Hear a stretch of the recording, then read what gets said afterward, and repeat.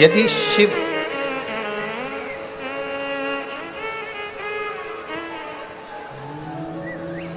शंकर करते क्या?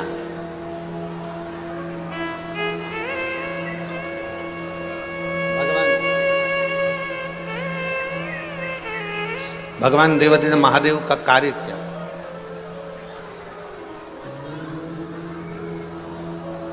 राम जी का कार्य क्या है? भगवान कृष्ण का कार्य क्या है? भगवान शिव का कार्य क्या है? शिव महापुराण की कथा कहती है मेरे राम जी का कार्य है जो राम नाम जपता रहे, राम राम का स्मरण करता रहे, उसको शिव तक पहुंचा।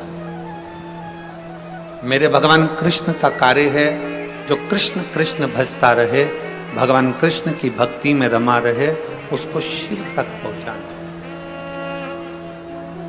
थोड़ा प्रेशर खुलवा लो साउंड का। शिव भक्ति तक पहुंचाना राम जी का कार्य है। भगवान शंकर तक अपने भक्त को भेजना। ये स्पीकर चल रहा है। भगवान कृष्ण का कार्य है अपने भक्त को शिव तक भेजना। और भगवान देवादिदेव महादेव का कार्य है अपने भक्त को राम और कृष्ण तक भेजना। भगवान राम और कृष्ण की शरणागति तक।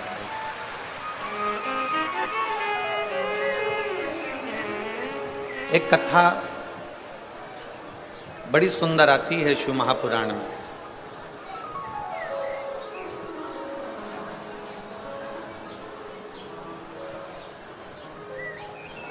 श्री हनुमान शिव महापुराण की कथा को आप और हम श्रवण कर रहे हैं।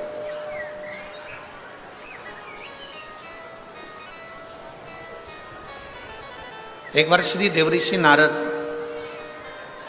भ्रमण करते करते, देवऋषि नारद भ्रमण करते करते करते करते पांडवों के पास पहुंच गए। पांडवों के करीब में गए।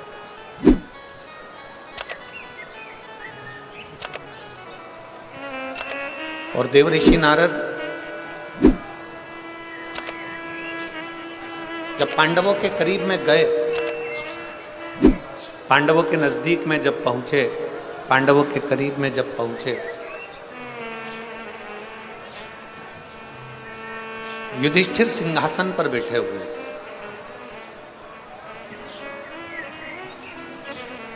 जैसे ही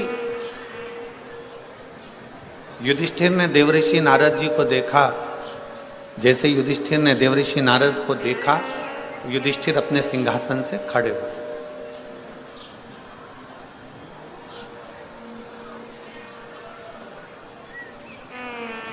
खड़े होकर देवऋषि नारद जी को प्रणाम किया। देवऋषि नारद जी से कहा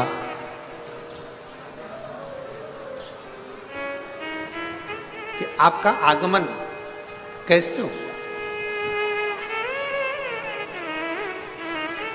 आप किस लिए आए? आपके आने का कारण क्या?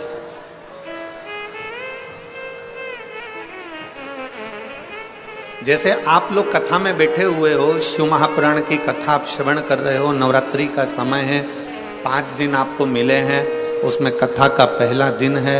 आपसे अगर आप यहाँ बैठे हो और कोई आपसे पूछे कि आपका क्यों आना हुआ, किस लिए आया, कैसे आगमन हुआ, कैसे आना हुआ, क्यों आए हो,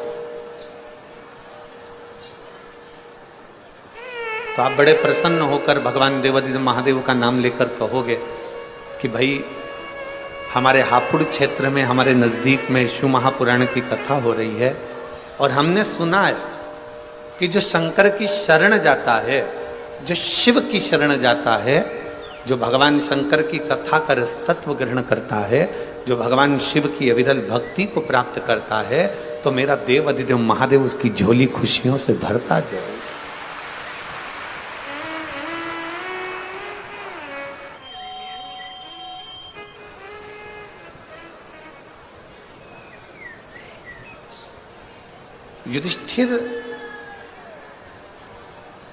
युधिष्ठिर ने देवऋषि नारद से पूछा कि आपका आगमन क्यों हुआ है, क्यों आए हो, किस लिए आए हो, कैसे आना हुआ, क्या कारण है तुम्हारे आने का, कोई कारण है,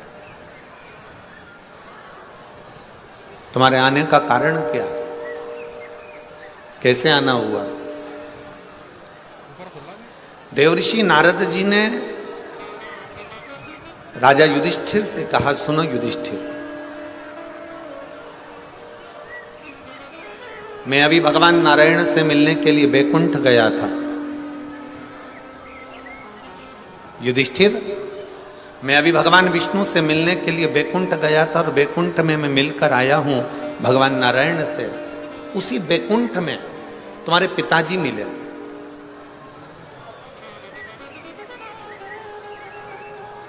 उसी बैकुंठ में तुम्हारे पिताजी का मिलना हुआ। और युधिष्ठिर, तुम्हारे पिताजी से जब मिलना हुआ तो तुम्हारे पिताजी से जब बात मैंने करी तो आपके पिता बड़े दुखी थे।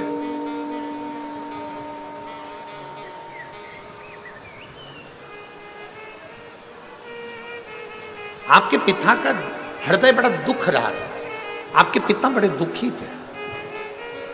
बड़े सावधानी से कथा सुनना। जितने भी शिव भक्त यहां बैठे हुए हैं, भगवान शंकर की कथा सुन रहे हो, बहुत सावधानी से सुनो। आसपास वाले कितना भी बोलते रहें, कोई कुछ कहता रहे, अपनी शांति से 5 दिन मिले हैं। हापुड़ को पूरे 7 दिन भी नहीं मिले और 5 दिन में गागर में सागर भरना है। आप लोगों को इतना बटोर कर ले जाना है कि शिव आप पर कृपा बनाते हैं। बहुत सावधानी से कथा सुनो।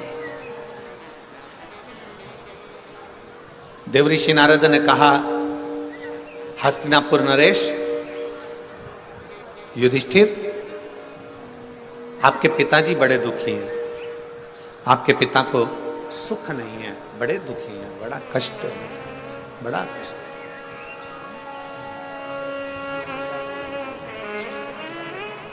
पांडवों में से अर्जुन, नकुल, सहदेव, भीम, युधिष्ठिर सभी ने हाथ जोड़कर कहा, हमारे पिता का दुखी होने का कारण क्या है?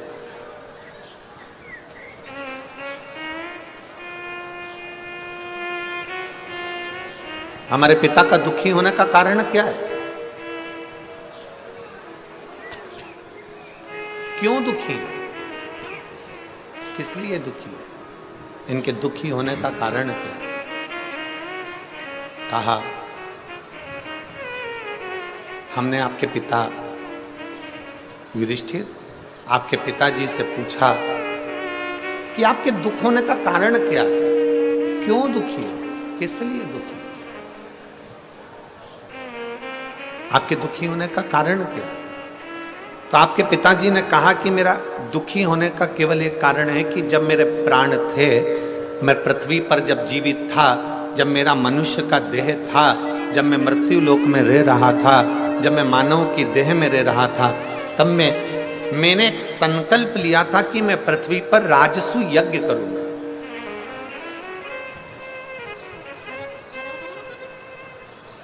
तब मैंने एक संकल्प लिया था कि मैं पृथ्वी पर एक राजसु यज्ञ करूंगा। और राजसु यज्ञ होने के पहले, राजसु यज्ञ कर पाता, राजसु यज्ञ तक मैं पहुंच पाता, उससे पहले मेरे प्राण छूट गए। राजसु यज्ञ के पहले मेरे प्राण चले गए।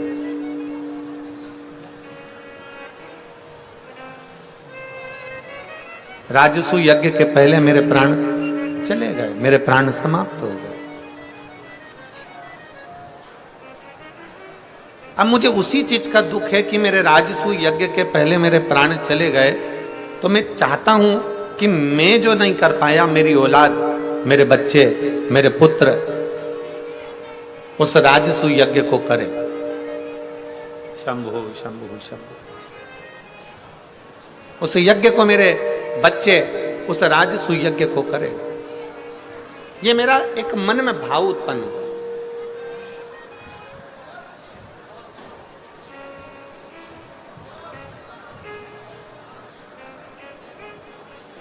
अब देखिए जरा, पांडवों के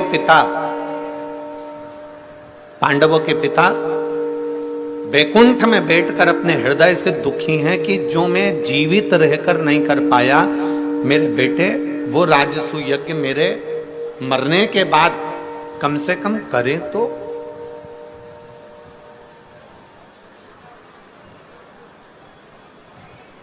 जिस राजसूय यज्ञ को मैं नहीं कर पाया हूं, जिस राजसूय यज्ञ को मैं कर नहीं पाया, जिस राजसूय यज्ञ को मैं ना कर पाया और मेरे प्राण छूट गए, जिस राजसूय यज्ञ को मैं करने वाला था और मेरे मन में आशा थी और मैं उसको कर नहीं पाया और मेरे प्राण चले गए, जिस राजसूय यज्ञ को करने पहले मेरे प्राण चले गए, मेरे प्राण चले गए।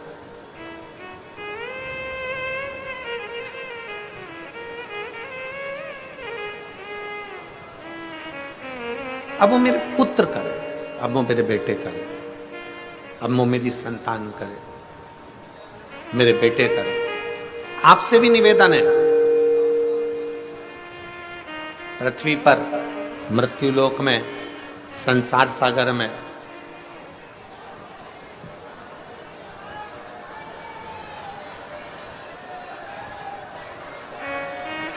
अगर आवाज नहीं जा रही है भाई, क्या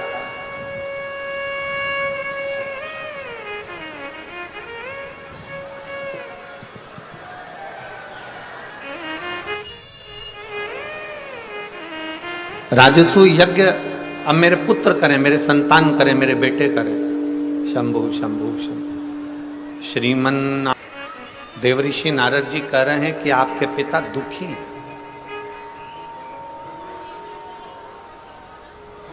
युधिष्ठिर से देवऋषि नारद कह रहे हैं कि आपके पिताजी को बैकुंठ में भी सुख का अनुभव नहीं है। क्यों? क्योंकि उसका एक कारण है कि उन्होंने संकल्प लिया था कि राजसूय यज्ञ करूंगा और राजसूय यज्ञ करने से पहले ही उनके प्राण चले।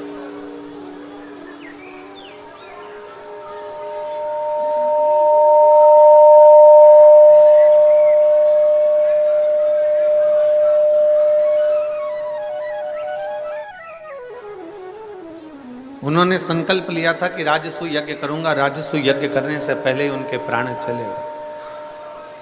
अब उनको ये बात खलती है, उनको ये बात अंदर से खल रही होती।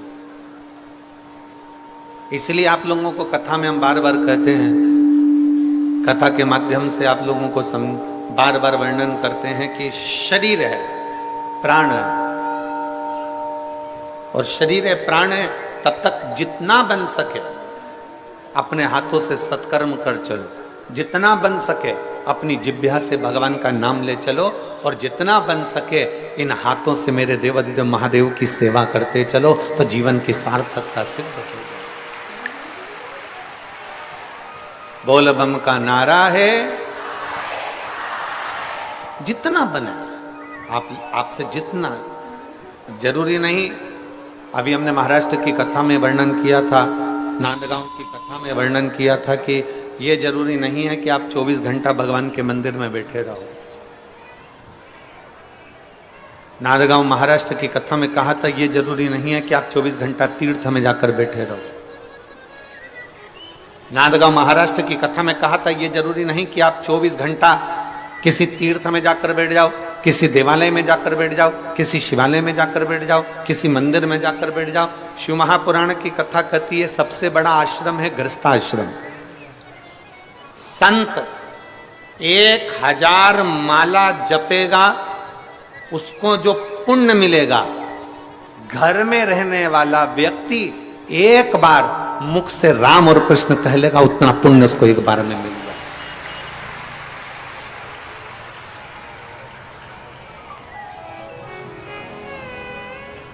जितना पुण्य एक साधु, एक सन्यासी, एक तपस्वी, एक साधक, एक उपासक, जितना पुण्य अपना घर छोड़कर तीर्थ में जाकर, वन में जाकर, पहाड़ पर जाकर, पर्वत पर बैठकर जितना पुण्य एकत्रित करते हैं, शिव महापुराण की कथा कहती है, भगवान शंकर का चरित्र कहता है, उतना पुण्य घर में रहने वाला एक बुजुर्ग व्यक्ति, घर में रहने वाला एक बूढ़ा व्यक्ति, घर में रहने वाला एक बच्चा, घर में रहने वाली एक बहू, घर में रहने वाला एक बेटा, घर में रहने वाली एक बेटी, घर में रहने वाला एक जमाई, घर में रहने वाला कोई काका काकी, कोई ताऊ ताई, घर में रहने वाला व्यक्ति एक बार अगर हृदय से भगवान शंकर को याद कर लेता है तो उतना ही पुण्य प्राप्त कर लेता है जितना पर्वत पर बैठकर कोई ऋषि प्राप्त कर रहा होता है।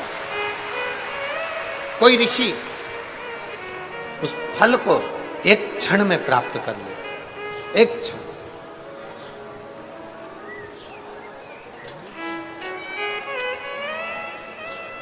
शिव कथा कह रही है, राजा युधिष्ठिर से कहा तुम्हारे पिता ऊपर दुखी हैं, बैकुंठ में दुखी हैं। तुम्हारे पिता से मैं मिलकर आया हूं, उनके आंखों में जल था, दुखी हैं।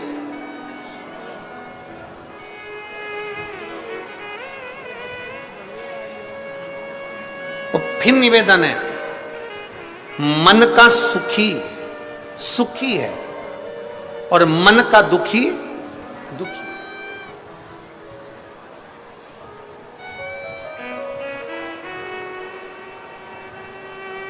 एक पति ने पत्नी को नोएडा घुमाने के लिए लेकर गया, पति पत्नी। अब वो नोएडा घुमाने के लिए लेकर गया तो पत्नी नोएडा पहुंची तो नोएडा में जाकर पत्नी ने देखा कि कितनी सुंदर सराफे की दुकान है, सोने चांदी की दुकान है, इतनी सुंदर दुकान है। तो पति ने कहा क्या चाहती है? पत्नी कहती है मुझे एक सोने का हार दिला दीजिए, एक सोने का हार। ठीक है चल, सुनार की दुकान पर ले गए। सुनार की दुकान पर ले जाकर पति ने पत्नी को एक सोने का हार दिला दिया और पति ने पत्नी से कहा सुन यह हार बड़ा सुंदर है, तू अभी की अभी पहन ले। पत्नी बोली नहीं नहीं नहीं अभी नहीं पहनूंगी, अभी मैं जरा करवा चौथ का व्रत आ रहा है ना, उस दिन पहनूंगी। अब पति ने कहा करवा चौथ तो दूर की बात है, तू तो अभी पहन ले। पत्नी बोली नहीं नहीं नहीं, करवा चौथ का व्रत आ गया। पत्नी ने पति का चलनी में मुंह देखा, पति का मुंह देखा तो पति ने इसके गले में हार देखा, पर गले के अंदर हार नहीं था। पति ने फिर पत्नी से कहा आज करवा चतुर्थी है, करवा चौथ है और तूने वह हार नहीं पहना। पत्नी बोली मैंने हार इसलिए नहीं पहना क्योंकि अभी देवर के लड़के की शादी है ना, बस 1 महीने बाद देवर के लड़के की शादी है, तब मैं नया हार पहनूंगी ना तो पूरे घर के लोग देखेंगे, इसलिए मैंने नहीं पहना। अब देवर के लड़के की शादी थी 1 महीने बाद और पत्नी को आ गया अटैक, निपट गए। प्राण तो चले गए, शव पड़ा था, अर्थी पर उसको बांध रहे थे। पति रोते रोते अंदर गया, सोने का हार लेकर आया, पत्नी के गले में पहनाने लगा। दोस्त ने कहा तू अपनी पत्नी को इतना महंगा हार क्यों पहना रहा है? ये तो शमशान लेकर जा रहे हैं, वहां तो इसमें आग लगेगी, तो इतना महंगा हार इसको क्यों पहना रहा है? इतने में पति बोला मैं अपनी पत्नी से कह रहा था चतुर्थी पे पहन ले, मैं अपनी पत्नी से कह रहा था मैंने दिलाया है आज ही पहन ले। पत्नी ने कहा आज नहीं पहनूंगी, चतुर्थी पर पहनूंगी। चतुर्थी पर नहीं पहना, शादी में पहनूंगी। शादी के इंतजार में बैठी रही और उसके पहले उसके प्राण चले गए। इसलिए शास्त्र कहता है जो तुम्हें कल करना है वो तुम आज करो, अभी कर लो, फिर मौका मिले ना मिले। अब आप में से कई लोग ऐसे भी होंगे जो आ तो गए पहले दिन की कथा में, पर उनका मन था कि मैं तो कल रविवार है तो जाऊंगी, परसों सोमवार है तो जाऊंगी, मंगलवार है तो जाऊंगी, बुधवार है तो जाऊंगी, और उसके पहले निपट गई तो कौन देखा? अरे जाना किसने? कौन जानेगा? शिव महापुराण की कथा में भगवान शंकर की कथा कहती है भगवान शंकर का संवाद कहता है कि मेरे देवाधिदेव महादेव को महाकाल कहा गया है।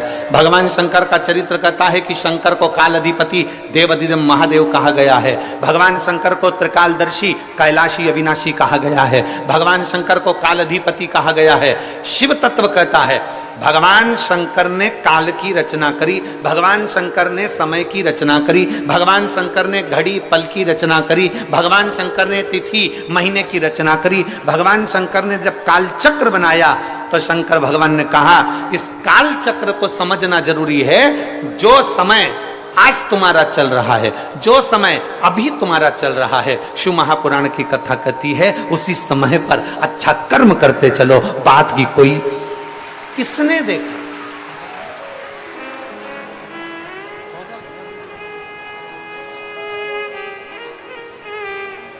आपके इधर का ही वो भजन है, यहीं हापुड़ के आसपास का वो भजन है, भजन करो भरी जवानी में बुढ़ापा किसने देखा?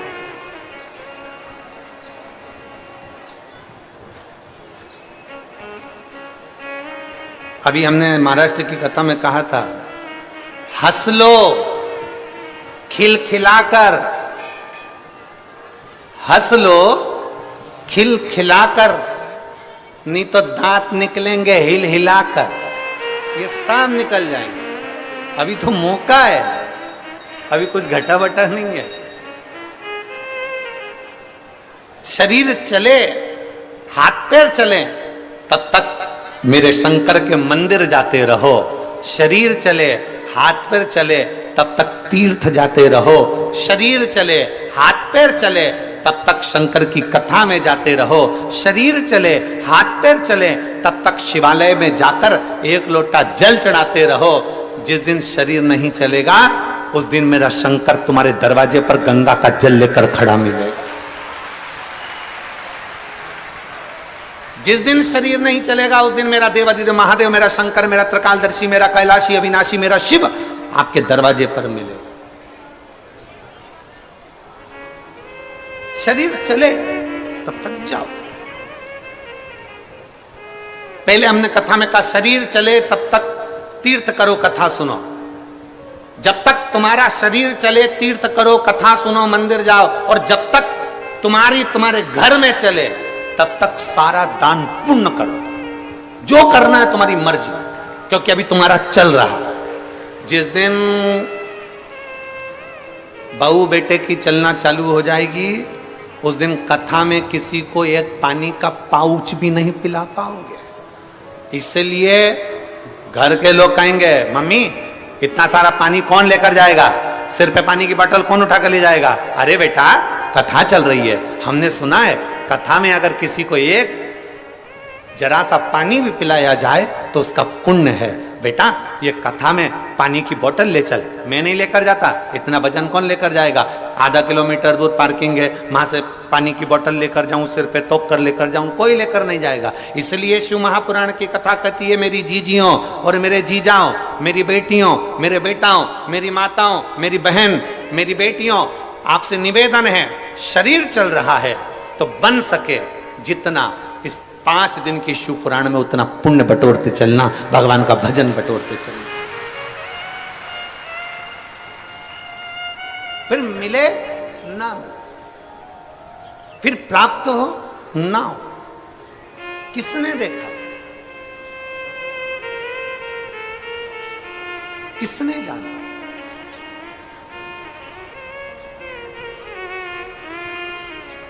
और धीमा बजा स्थान पर बैठकर भगवान शिव जी से इस पवित्र नवरात्रि के अवसर पर बाबा देवाधिदेव महादेव से अपने मन की बात बड़े भाव के साथ, बड़ी दूर दूर से आप लोग आए हैं, बाबा से प्रार्थना करो जिससे बाबा आपके मन के मनोरथ पूर्ण करे। जहाँ जगह मिले वहाँ बैठो और भगवान शिव जी से अपने मन की बात बड़े भाव के साथ करें। साथ में बोलेंगे, आपकी आवाज़ हम तक पहुँचे, इस व्यासपीठ तक पहुँचे, और आपकी और हमारी आवाज़ बाबा देवाधिदेव महादेव तक पहुँचे। जहाँ जगह मिले वहाँ बैठकर भगवान शिव से अपने मन की बात बड़े भाव के साथ करें।